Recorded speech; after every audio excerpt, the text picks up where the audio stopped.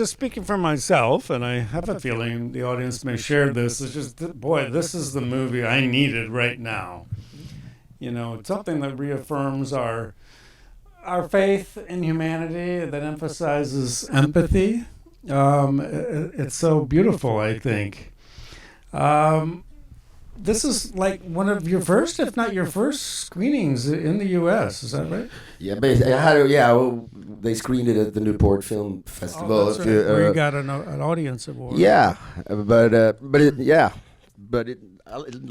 very humble. I mean, but it's fantastic to be here because it started out, you know, it was not even a film when it started out. It was me wanting to go on a trip with my dad, and then me and Fredrik started talking about this for some reason as friends, you know, and then we said, like, maybe we should film this, and we didn't really know what it was, and then, you know, the last journey has been a real journey already for us. And maybe what you just said there, where I didn't think of it as very timely, but I do think right now in the world there's so much stuff going on, and we've got all the wars and everything that happens. Maybe I think people, just like you said, maybe when you just turn the camera a little around and just focus on love and your family, whatever, it seems to resonate. Yeah, it just I think can be very nourishing to the soul, if you allow me to put it that way, a sort of grand way of putting it. But Fredrik, we see, of course, Filip, how personal this is. What did you think of the idea of filming this? Well, it really didn't start out as a project to film. It's something that Filip, because I've known Filip's dad for as long as I've known Filip, since the mid-90s, and I've loved him since I got to know him, and I saw the gradual decline, if you want to call it that, of him just sitting at home. So when Filip told me that I want to do something for my dad desperately, and I just, we spitballed, what could that be? But then when he started talking about maybe I should get an old Renault 4 from the 70s, and then we started getting images of that little car going through Europe. It seems a little cinematic, like that would be interesting to maybe tell that story and see if other people can, be touched by it. So we really didn't know what this was going to be. So we just played it by ear. And then the accident happened in Malmö when he fell. And that gave us a couple of days driving through Europe together. We started, that was when we really started figuring out what this could be. Mm. And you interestingly, I read in the notes, otherwise I wouldn't have known this, that you had a doctor with you all along the way just to kind of make sure that your dad was okay and you weren't, I guess, pushing him too hard. Well, no, but it also happens that my dad's best friend is a doctor. Oh. So, but he's great. He had his best friend with him too. Yeah, but they didn't, in that point, they didn't really hang out. But of course, it's like my dad is, he is old and frail, and he's very, like my mom says in the film, he's very insecure, and this is obviously a film about him, but it became a film.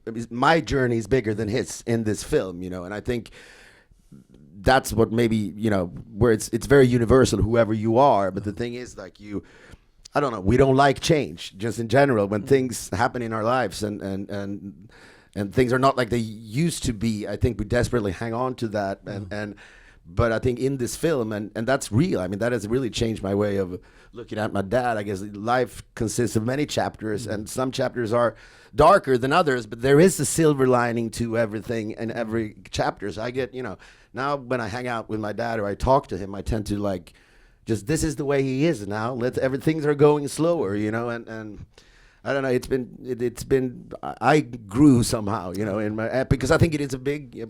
I guess some here could relate to it. It happened to all of us. Yeah. And I think, Fredrik, you're in a way you're the proxy for the audience in the sense that you're one step removed, if you will, from the family, and you're sort of gently encouraging your friend to think like maybe you've just got to kind of accept it. And so you were really sort of gently helping him, perhaps at least entertain that thought that, as touching and as anyone can identify that I really want my dad back to the way he was. That's ultimately not really possible. Yeah, and it's so hard when you're in it like he is. Like, it's hard to see it from the outside. So I'm gonna be honest. As I say in the film, I don't even know what I'm doing on this trip, apart from the fact that I love you and your dad. But I'm not sure what my role is. But as soon as he fell, You did a great job, because we were editing the film. The guys, the editors, who I think are brilliant. Actually, they've been so. It's hard when you got this much material and they're playful. But anyways, they say Fredrik comes off as so sympathetic in this film.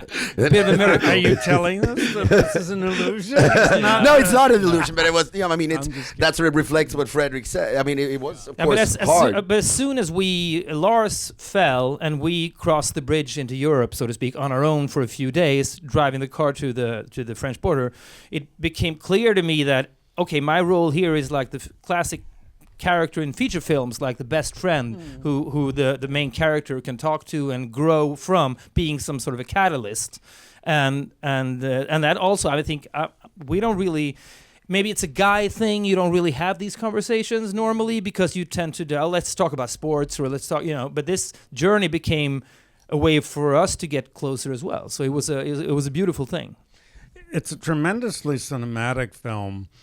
And I think, for the audience, you want the audience immersed in it and not thinking, oh, I wonder how they set up that shot. However, boy, what an enormous undertaking this is, because clearly you've got two cars at least. You've got a shooting car. Occasionally, I'm guessing, you've got a camera mounted on the hood. But you're planning out these shots. There's a beautiful one where, I guess you're shooting off the lead car, if you will, and it sort of swerves around. You're kind of going under a bridge. It's a beautiful shot. You've got drone shots. I mean, the tremendous amount of planning that went into this. It was fun because I showed the film to Phil's parents, and they were blown away by how. I didn't have to say. Fredrik also called me, like, "Have you shown the film to your parents?" And I was like, and Filip pretended that, I tried to show it to them, but they're, and I was like, okay, I need to go and show this, because the movie was premiering in 2 weeks. So they need to be on board with this thing, because it's really, like, he's vulnerable in the film. But I showed it to them, and they were just, like, blown away, because they had no idea we were so, I mean, I don't know, ambitious, I don't know what you want to call it, but we really wanted this. As soon as we started talking about it, all road trips need to have that, the south of France, you have expectations of a road trip being beautiful, even though it's a documentary. We really wanted it to look, in parts at least, cinematic. But I think also for us, it was like, my dad is just a regular guy, and there are so many heroes out there like him, and we wanted to make sort of an epic film in a way. The look of the film is as you're celebrating. I remember when I started talking to people about this film here in the U.S., my friends, and they're like, "Oh, so I'm making a documentary about my dad," and everyone is like, "Okay, what did he do? Who was he? Was he the Prime Minister of Sweden or something? What war did he? Yeah, it's really like, yeah." So, and then I said, "No, he was just he's a teacher, and but he was very good. He is a very good human being, and I think that's part of why I that we actually treated him as someone more tradition, who would be portrayed in a film like this. Yeah, usually as I would say, as the hero that he is. I mean, it's so beautiful, so touching. Yeah, and someone like that is generally not going to be recognized in the way that you have done, in such a loving way. Just wondering about. It reminds me a little bit. It doesn't occur to me until now of the Mr. Bean film when he goes to, and he's going to Cannes in that case, so near Beaulieu-sur-Mer.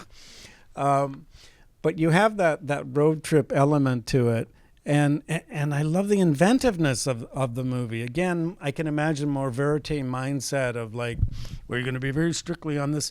But for instance, pushing the car across the border into France, what a beautiful touch. I mean, that was, I don't know whose inspiration, but what a great idea. Well, the thing, that and other thing, I mean, there are so many ways of doing this kind of film, of course, and one would be all dinners, red wine, sunsets, and sentimentality. We really wanted to tell this. This is, if you want, this is a heavy topic, like aging and decay and the impossibility of seeing a loved one, soon dying. But we wanted to present that in an original way, like the argument in the traffic. All these things that we thought let's make it as entertaining as possible. We wanted to get some money from the Swedish Film Institute because that's how you finance films in Sweden.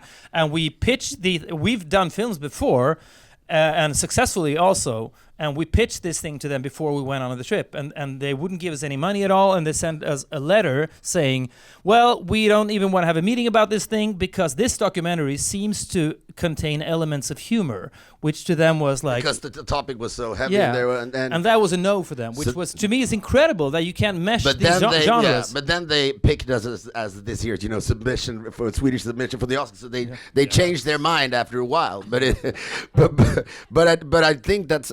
I mean, obviously people don't know what we've done before, but we've done documentaries and stuff in Sweden, and I think that's the whole. Those are the films we like, and it sort of reflects life, I think, in a very true way when it's both, happiness and incredibly dark moments. That's what it's like, and I hope people see that because that's a clear intention of us. But also when we do, even though it looks as it looks, we also have some spontaneity. I mean, things just happen along the way. I think that with pushing him over the border was more like when he came, we said, oh, we should have him drive the car, So it's not like some scenes are, planned out, and because this almost sometimes plays out a little bit as a feature film just to feed, but some things just happen along the way, and that's what we love when we do stuff. Well, that's a beautiful moment. I was sort of thinking before realizing you're pushing the car, like, oh, is he going to be driving this? Yeah. I'm not sure about that idea there.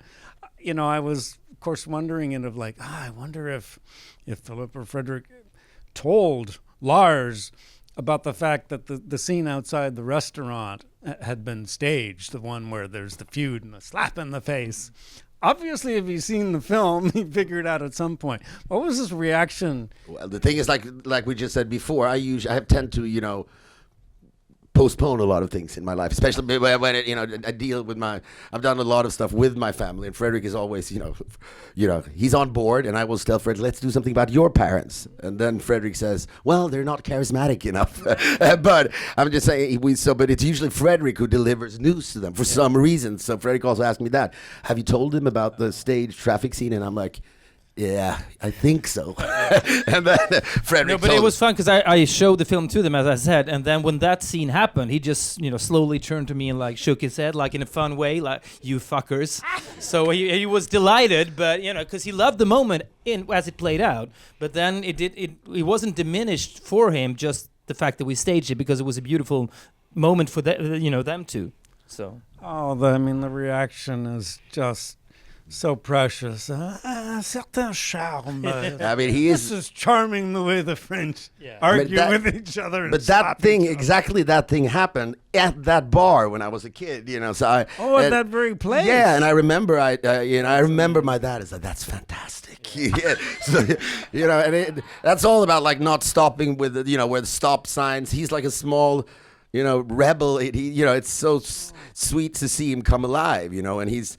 But we knew that when we did the film, he is the star of the film because he's just a very good human being. And I think, this, as we said, it started out as a small film, but now it's the biggest documentary of all time in Scandinavia. So and that's, of course, weird, but it's like when you see him, I think he has something, and he could be anyone. He represents a lot of good people that are out there, and that's, it's to us, I think it's important also the whole thing with him being a teacher. I think a lot of teachers have watched this film, and people are doing so much great stuff out there, Yeah, and of course, being a teacher, so much of it is planting seeds in a way. You don't know what this kid of whatever age, whatever grade you're teaching, how they're going to take it and what it's going to mean to them. And so... And then, it was so incredible when at the end of the film you found the guy...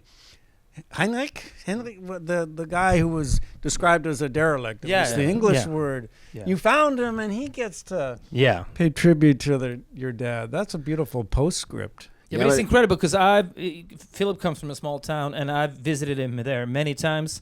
In my younger days, because we thought it would be easier to score women, so to speak, if you go to the countryside, which wasn't the case at all. But it's incredible to walk the streets of this small town with Filip's dad, because he has been a teacher for 40 years, so he knows everyone.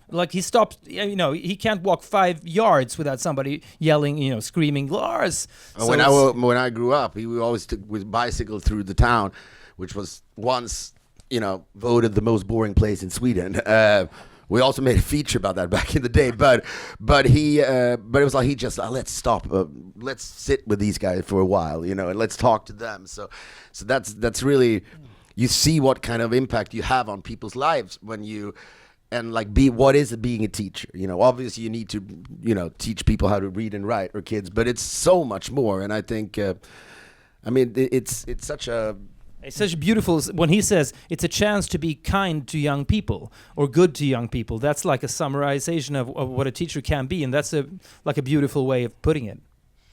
I'm curious about. Well, one thing I observed, and maybe it's a minor point, is that France does not seem to be designed for people using walkers.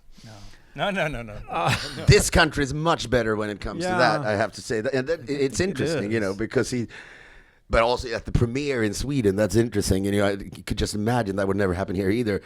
I'm like, is there a ramp for him when he arrives? And then when he arrives, no, we forgot about that. So 4 people had to carry my dad into the actual theater. Yeah, but then he plays along and he's like, it's fine, and my mom is always there to encourage him. I mean, she's also something, you see the dynamics in a relationship, how that shifts when suddenly someone, gets older very much faster or gets sick, whatever. And she's really trying to, come on, Lars. So I really feel that she's a hero as well, because without her, and I wouldn't do anything, I wouldn't take him on this trip if she didn't approve of it, and him. But it's, to us, that's also part of the, I don't know, my mom and I, we said that somehow when we started, figuring out what this film was, we said, let's make a film that hopefully when people leave the theaters, they pick up their phones and maybe call their mom or their dad or someone. And, I don't know if we succeeded with that ever, but I think that's sort of... I think you did. A lot of people, they deserve that phone call. I always when I call my mom, it's always... That's how we are as human. I'm always the last minute, of the day. I'm postponing it constantly. Then I call my mom and it's a quick call. And then she says thank you so much for calling me. And I feel, I should be thanking them. But I think that's for a lot of us. It's oh, thank you. They're at home waiting for, their son or their daughter to call. So, and she's an important part of the film. Just again, the loving relationship there, and very human, and that you can sense, she's a little bit frustrated with her husband sitting in the Belgian. Trust me.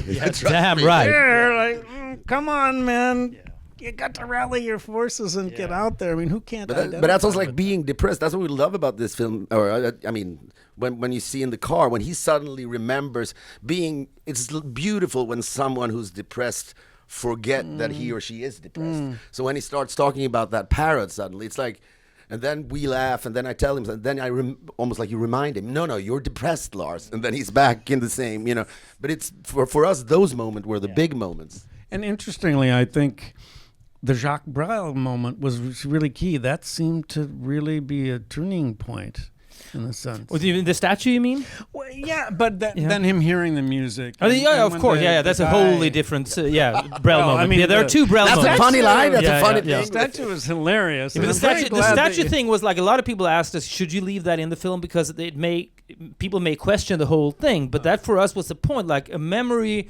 doesn't really has to have happened. It's because this as long as it makes someone happy. Yeah, this movie is about if you go on these trips with your parents, it's all about the past and the present meeting. You remember things, and when we found those old audio tapes from their very, very bone dry, boring diaries of parking costs and stuff from the 80s, to us that was having that score almost to the present pictures and making present and past. I'm sounding very pretentious now, but that's the way life is. You always have the past with you, especially in families. There is a mythology. Oh, I remember when he told that great story about Harry Belafonte on the balcony, which is but a lot of people all families have those particular memories. And they also have that last bend, just like Fredrik said, when they went to their summer house, and I think we all have that. And I don't know, what's beautiful is also we have, I think, in Sweden, a lot of people have started to do, because of the film sometimes. They're oh, I took my 98-year-old dad to Italy so he could have one last lunch at his favorite Italian restaurant. And that's, those are, that's when you realize what you do. It's great. It means something to someone at least, Yeah, and it's an innovation on the form in the sense that, there's something I think deeply comforting, oddly, about road movies. So it's a road movie in a sense, but it's the reverse bucket list movie. That's exactly what we said. I love it. It's not going back to or going to a place you've never been before and always wanted to go. No, it's going back exactly. to this We talked place. about that in editing that- a lot. Like a reverse bucket list is what it is, and that's also a bit more meaningful in a way than swimming with the fucking dolphins. Well, maybe that can mean something to That's somebody. I'm still not gonna the top of the shit list. on For, that. there's a lot top of the list Yeah, for a maybe lot some of people. are dreaming That's your about that next still, film. but don't. You know. I read somewhere where they said what do people Rethink it. people's dreams. It's been for like 40 years swimming with dolphins. It's Who came always up top with 10. that? It's Not always on my top 10. bucket list, but apparently I need to revise that. No, but it's there. I promise you. But yeah, again, just that notion of no, go back to this place that's meant so much to you. And maybe just a final quick question of your favorite moments from the film as you look at the completed film, or maybe even something that was Well, to me, like being an outsider and just like seeing in the monitor how Lars reacts to the argument in traffic, seeing his eyes, because I've seen those eyes light up before way more often, and then seeing him in his older days like slowly being shut down almost. So seeing him come back to life was incredible. And also in editing, it was incredible because when we went to that church for the confession scene, I don't speak French and the photographers don't speak French, so we just left them there, filmed it. We had no idea what they said. And then we came back like 2 months later, the editor called me. Do you realize what he's saying in the confession? No. What does he say? Well, he apologizes for being rude to a cab driver in the 60s. Are you joking? And it's really, you know it what? was like such a jackpot in its small way, but But like it's also true, you know. yeah. With him, it is true. I mean, I've committed so many sins, but that's what his sin. But I don't know if for me, I guess the last, of course, segment with all these students, to me, it's like his legacy thing, you know, where he and I still break down because it's my dad. Every time I watch that, I remember these people. This woman who came from Africa with her son, and I remember that she came to our, you know, for Christmas. Then I realized, oh, that meant a lot for her, and I think that's just, I don't know. I'm happy that I could do that for my dad. Of course, not everyone can, but I think to just remind your parents about how great they've been is a good thing to do as well. I think so, absolutely. As you mentioned, it is the official Oscar entry for Best International Film at the Oscars, so congratulations on that. You have got international distribution through a division of Universal based in Europe. Do not have U.S. distribution at this point, so tell your friends. And so hopefully in the process of being qualified for the Oscars and the Best Documentary Feature race as well. So let's all thank the directors of the film. Thank you so much for Thank you showing so much up. for coming this rough week. Thank you. Thank you.